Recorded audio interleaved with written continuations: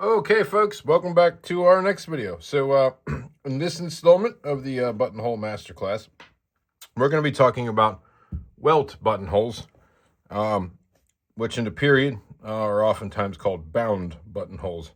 We have two different styles here that we're going to demo. The top one here, admittedly, more common, more commonly seen. The one on the bottom, I have not seen a surviving original example of. However, I have seen a few pieces of art where this style seems to have been used. So take that what you will, I suppose. But either way, we're going to demonstrate how to do both of them. The one on the bottom is very similar to how a modern welted buttonhole is done. These are still done today. They're not done exactly the way that we're going to demo here, but they're done very similarly. But we're going to start with the top one. So the top one here, being the more common one that we see, it does show up in Anglo-American tailoring, usually on thicker materials like overcoating. So things like bearskin, and of course I'm talking about the woven fabric of bearskin, not the actual animal hide. So things like overcoats. That's not always the case, but that's sometimes the case. There is some evidence also that it possibly the 60th Regiment, the Royal American Regiment, during the French and Indian War might have had bound buttonholes on their uniforms. In particular, their waistcoats. There's some evidence of that in the bouquet papers, but it's not entirely clear. However, that wouldn't necessarily be out of place, considering that a huge portion of that regiment, at least in the beginning, was raised in some of the German states that were allied to England. They did a lot of recruiting over there, and that's a good segue into where do we most commonly see this type of buttonhole. We most commonly see it in uniforms that are on the continent. So Switzerland, Sweden, France, some German uniforms, that sort of thing. It's not exclusive to military uniforming, but I will also admit that that's where I've seen it most, myself personally. Again, my focus does not tend to be on continental things. So I'm sure there are plenty of you that have seen examples outside of what I've seen. Interestingly enough, even Fredrick the Great's field coat that still survives has this type of buttonhole on it, and made in this fashion that we're going to demonstrate here. So what I'm going to do is go ahead and set up this buttonhole, and we'll show you how they're done. They're relatively easy to do, which is pretty cool, and they're pretty quick, which again is in keeping with our theme that we've talked about with a lot of the buttonhole work that we see on continental things. So let me set up for this, and then we'll get into the instruction. All right, so here we go. First one of the two buttonholes. So I'm going to demonstrate this to you in a way that's maybe a little bit different than what some other people do. This is what this is how I like to do them. You know, your mileage may vary. There are other ways to do this, as there are with so many other things in tailoring. What I've seen other people do when they make these is, when I demonstrate the backstitch portion of this, they do the backstitching before they open the hole. I like to open the hole first and then do the backstitching. It's just what I like to do. You know, unless of course I don't think that the fabric I'm working with is really going to handle that, which is rarely the case with a buttonhole like this. Okay, so what do we have set up here? So we do have two layers of wool here set up. Okay, the bottom layer here, this is going to represent the body of the garment that the buttonhole is going in. So think like the coat body. The top layer is just a piece. It probably doesn't have to be as big as I cut it. It's just a rectangle that will sit over top of where the buttonhole will go. So you have to imagine that, you know, we have a number of these things going up and down the front of a garment, and there'll be a number of these rectangles that you based on where the buttonhole needs to be. We then open the buttonhole on the usual manner using our chisel. Okay, you could interface these if you feel it's necessary, but again, in a good broad cloth like we've talked about so far in all these sort of working class buttonholes, it's not really necessary. So okay, we've got the buttonhole opened up. So now we're going to do a back stitch sort of all the way around the opening in sort of a weird ellipse shape. So I start back here at the point. Let me go ahead and zoom you guys in a little bit. Maybe that will make this easier to see. Okay. So I start back here at the point, okay, and I take the first stitch at a bit of an angle. Okay, so as you can see the angle the thread's sitting at, that's the angle the stitch was taken at. And what I'm trying to do is I'm coming out to, you know, about 1/8 of an inch or so above that buttonhole slit. And then I'm just going to back stitch straight across. Okay. Now this doesn't necessarily have to be all that pretty. You could also do a half back stitch, and when we do the return stitching, I'll do a half back stitch. I actually kind of like the half back stitch more. It doesn't really matter, but I like the half back stitch more because it's more than strong enough to do what we want done, and it's just quicker. Really, you could really realistically do this just by whip stitching everything closed, but it ends up just looking kind of ugly. Okay, so thread color. Let's talk about that real quick. So the stitch will be hidden. So on most of the stitching that I've seen on these, it appears that the thread at least started life off as a matching color, and it perhaps faded. It lost the dye, but you could do a natural thread like I'm doing here. That's entirely feasible. So now we're getting down to the point. And what we're going to do when we get to the point is we're going to stitch kind of, again, back at an angle. And we want our stitching to end up kind of hitting that point that we've marked. All right. And then we're just going to kind of stitch our way out of this.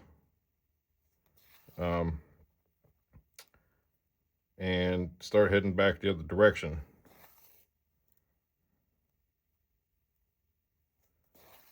And the same thing, we're going to come up to, you know, like 1/8 of an inch above the slit. And then we're going to sew straight back across.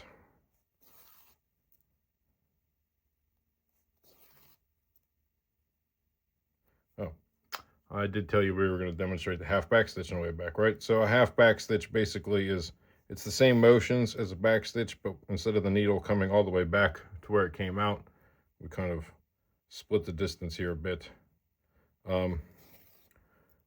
I have seen some originals where it appears that this is the technique that was used instead of a full back stitch. Once we get the buttonhole flipped over, I'll show you how it is that I'm able to tell that. So I'll show you that at the end. You know, learning what stitches look like once they're already in something is a good skill.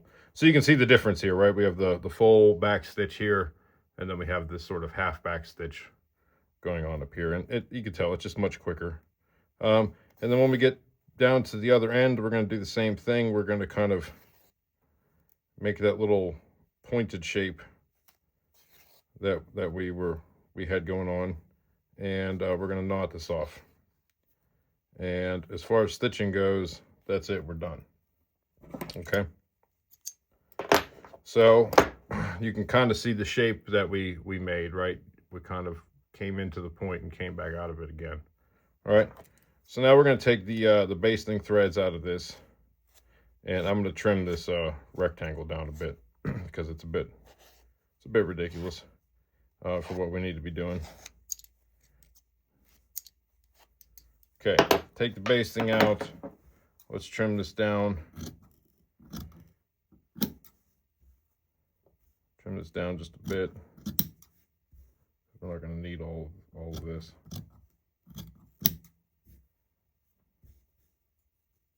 Okay, trim it down to look something like that. All right. So now what we're going to do is we're going to flip all of this extra stuff through the hole to the back side. So I don't know if this was made clear or not before, but let's try to make it clear now if it wasn't. This rectangle is put on the outside of the garment. So this is the proper outside of the garment. So we need to flip it all to the inside of the garment. So we just kind of push it all through the hole and pull it back through to the wrong side of the garment. Okay. And then we have to do some pressing to get it to look nice. But what we want to do essentially is get this hole to have some overlap with what we just pushed through it. And you just kind of do that with your fingers. You kind of just start pushing it down like so. And it can be a little finicky until you've done it a few times, but you can see how that works, right? We kind of press it all down. And then we're going to take our iron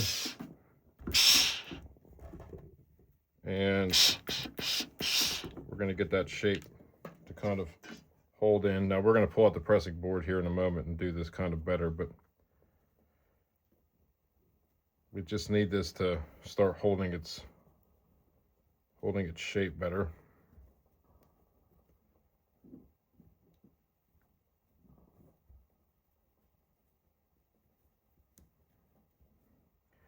And these are really never going to be perfect. That should be understood.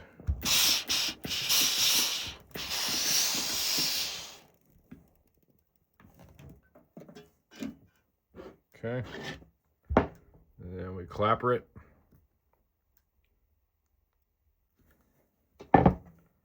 And you can see what we've ended up with here. You could play around with how much of this, you know, hangs over. If you wanted, you could get them to be a little bit closer together, you know, by pulling them in more, and repressing. But just remember, these are they are what they are, you know. They're quick and they're effective and they're strong. And now what we're going to do on the back side is we're going to do a final shaping on it, and we're going to whip stitch it down. Okay. But let's look at the stitching real quick, and you can see if you can pick up, is the left side or the right side the half back stitch or the full back stitch? So it's the right side. It's this side here. So can you see how you can see that there's stitches going down and then up and then down and then up? Where on the other side, you can kind of only see the one stitch coming through. This is what I've seen on a lot of the originals. It's just one stitch coming through. And that's done with that half back stitch, not the full back stitch. So, you know, does it really make any difference? I mean, not really. But is this what I can show you in pictures on originals? Yes. Is this what I can show you in pictures on originals? Not the pictures I have, you know. That's not to say it wasn't done, because obviously it could be done.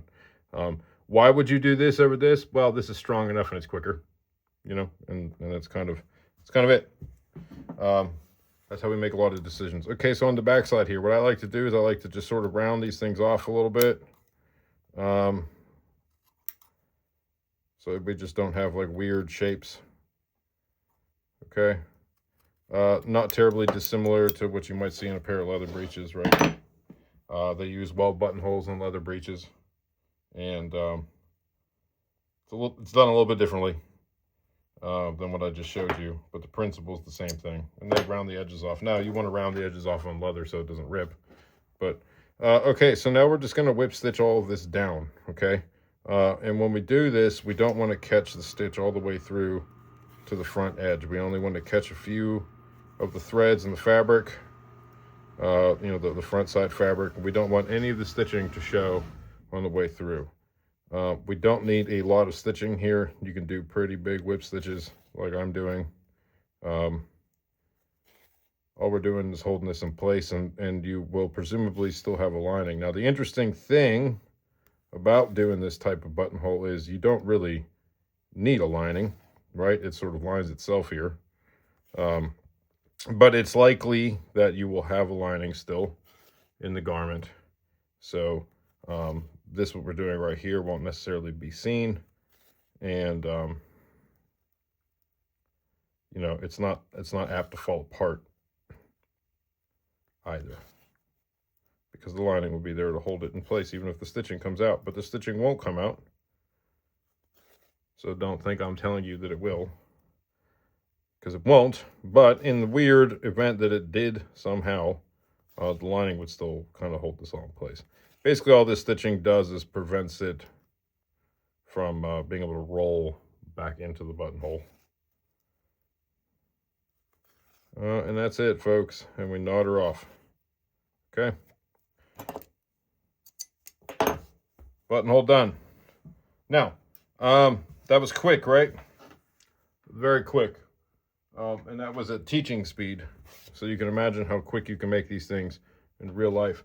What I will say is you probably need to make a buttonhole bigger than you imagine. So this is a 5/8 buttonhole, or a button, up against this buttonhole here. And the buttonhole we made was 2 inches long.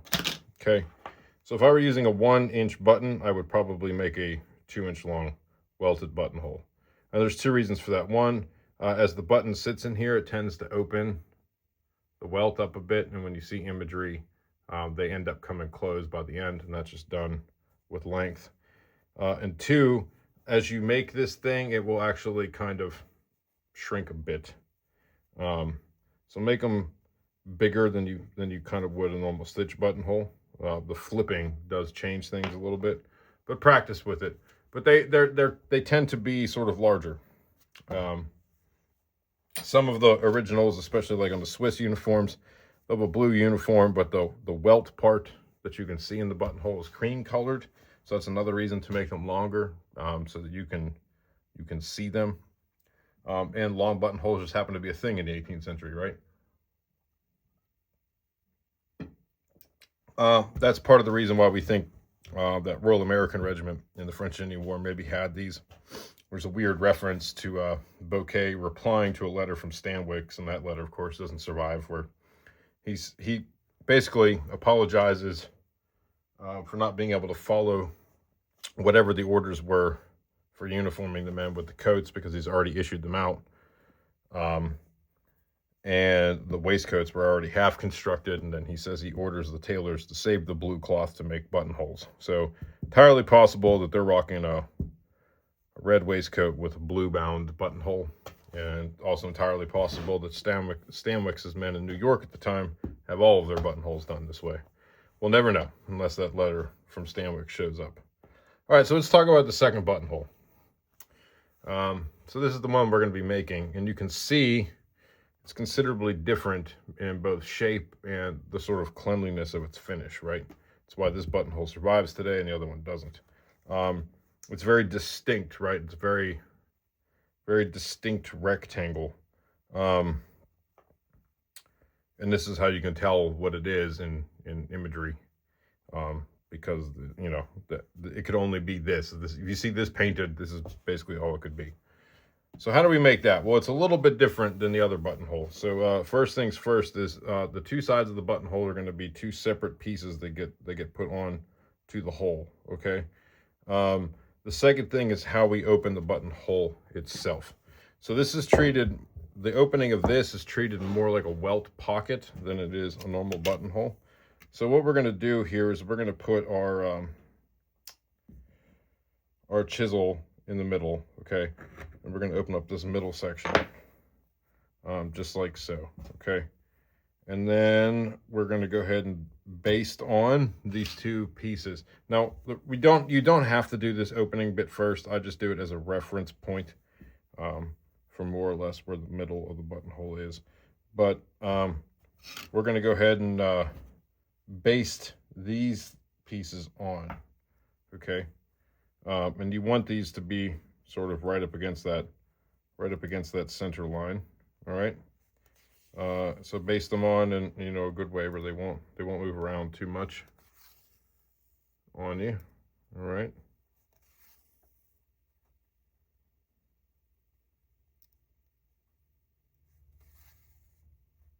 So I sort of do, you know, right in the middle or so.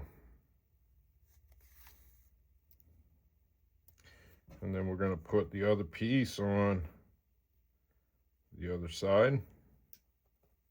Okay.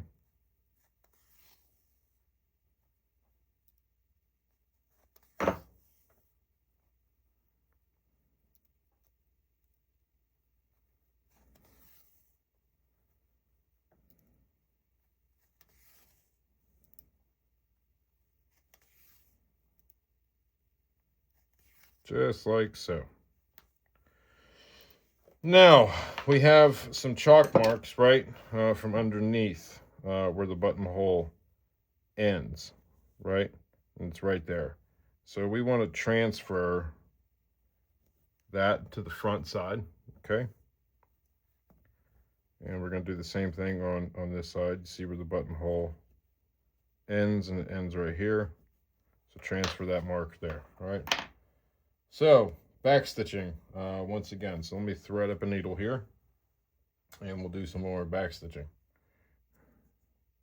So these are more labor intensive than the other ones, which is to say still nowhere near as labor intensive as any of the stitched buttonholes, but more labor intensive. They're still quick, but they're not as quick. They require a bit more care. All right, let me knot her off and we'll get going.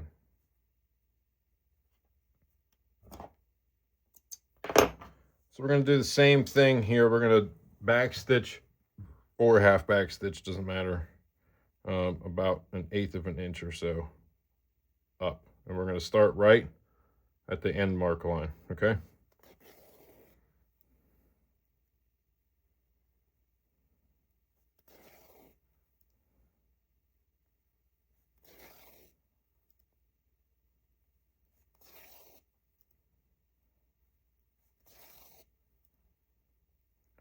Now these ones we're not going to speed up. We're going to do these in real time because I want you to see how really not long it takes to make these.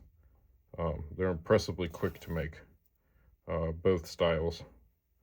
Which again is presumably why they were done, and also presumably why they're more popular on the continent, and that would be because, well, you know, when your armies are massive, and you got to get them, you know, equipped. Saving time matters, right? And then when we get to the other marking, we knot it off. And then we start again on the other side, okay? So it's 2 separate stitches here.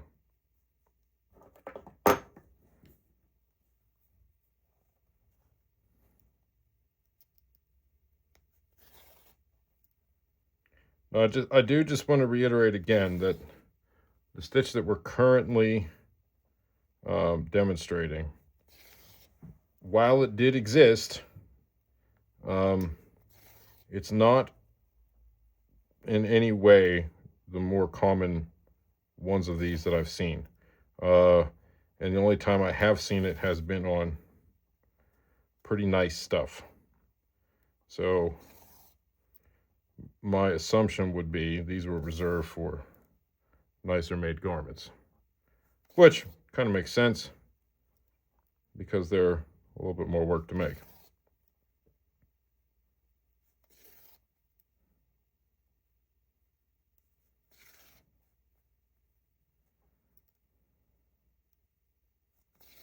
Okay, so what we've got here now is basically 2 lines of stitching that we've done, right? And kind of boxed off that center bit. So this is why having that reference bit is kind of nice. So from where we took that one little hole with our chisel, we need to cut off at an angle up to where the stitching is on either side. And that should make us a wee little triangle, okay? Up to the stitching, but not past the stitching. Okay, so we flip this to the back side. You can now see we have these two triangles, right? Can you see them? There's the other one. So we're going to press those triangles back and out of the way. Okay. Now this might be something better done with some tweezers or using your snips or something. Just so you don't burn your hand while you're doing it. You should also really be doing this on a pressing board, not your clapper, because you want to be using your clapper afterwards. But I don't feel like bringing the pressing board over for these little things. So we're going to use the clapper as a pressing board, and then we'll use the clapper as a clapper afterwards. So now go ahead and put your clapper on and make sure that those triangles kind of just stay where they belong. Okay. So can you see them folded back? Okay, so back to the front side of the garment. Let's go ahead and take the basting out. By the way, we absolutely should have taken that basting out before we did any pressing, so we don't press the basting lines into the fabric, but we didn't do that. Always do that in a real garment. Okay, so now, again, this is the front side of the garment, right, where we've been working, where these little rectangles are. So we're going to flip them to the back side of the garment. Now you'll notice this goes a whole lot easier because we didn't stitch around the edges. So they'll flip in real easily and cleanly. Oop. So just like that, okay? And we should now have a box. You see that? So working from the back side, we want the box to be closed so that it's even. Can we see that? See how we made it even? We want this to be as even as we can get it to be. And then we're going to give it a press. And again, it will press better on a press board than it does right here. But we're trying to demo. And then clapper.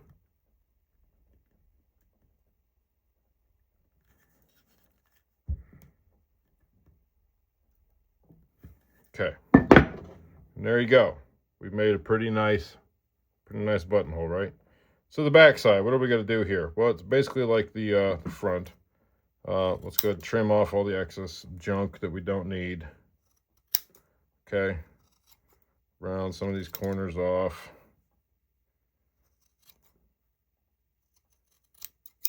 All right, and then we're going to whip stitch it down.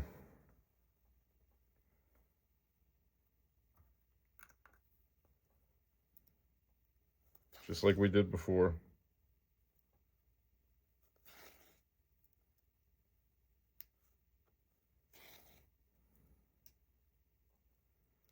Now, one difference, when I get to where these two pieces meet at the end, I will take a few sort of bar tack stitches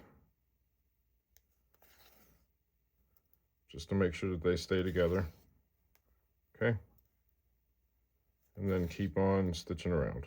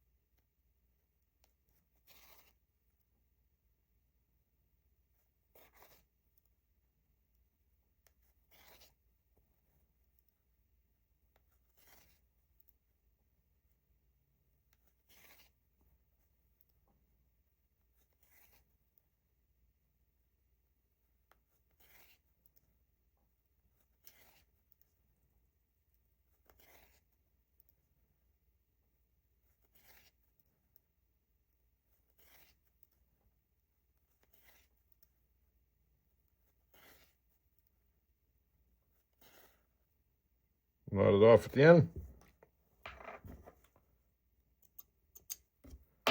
And there she is.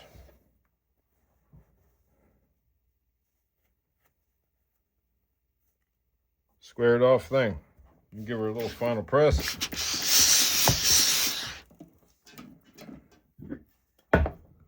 Little final hit with the clapper. And that's all she wrote, folks. So here we have the sort of squared off buttonhole, right?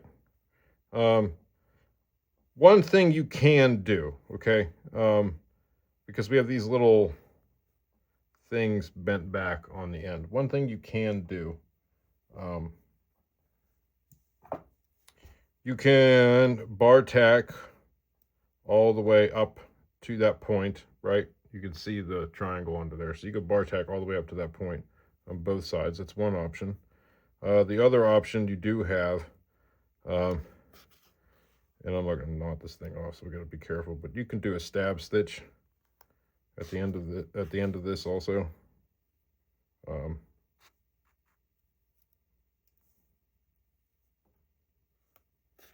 Like so. And what that's going to do is that's going to hold that the triangle piece back. Okay. So that's entirely an option. You can see it there, and that will just prevent those triangle pieces from ever kind of working their way back out to the front. Might be something I would consider doing if I were making one of these, you know, in something for real, which I never have. I've never had a reason to actually put one of these types of buttonholes in a recreated 18th century garment. But there you go, folks. So 2 buttonholes we made today. Welted buttonholes, or as they're also called, bound buttonholes. 2 different styles. I'm going to say again, this one's the more common one. And it makes sense because it's the quicker one to make. We do see it in Anglo-American stuff, generally speaking, in overcoating. Outerwear with thick materials, but not always. It's very common on the continent, in particular with military uniforming. This one, significantly more rare. I've only ever seen it in imagery. I haven't seen it on any actual garments that have survived. But I hope that was fun for you guys. Go ahead and play with it. And as usual, let me know how you get on with it. So that should conclude all of our working class stuff. So the next few videos will focus solely on high-end, high-quality, very well done buttonholes. The kind of maddening stuff. I think I got the camera set up in a way here where, you know, you're not between me anymore, so it's easier for me to work. So we should be able to demo those without much fuss. So I hope that was useful for you all, and I will see you on the next video. Take care.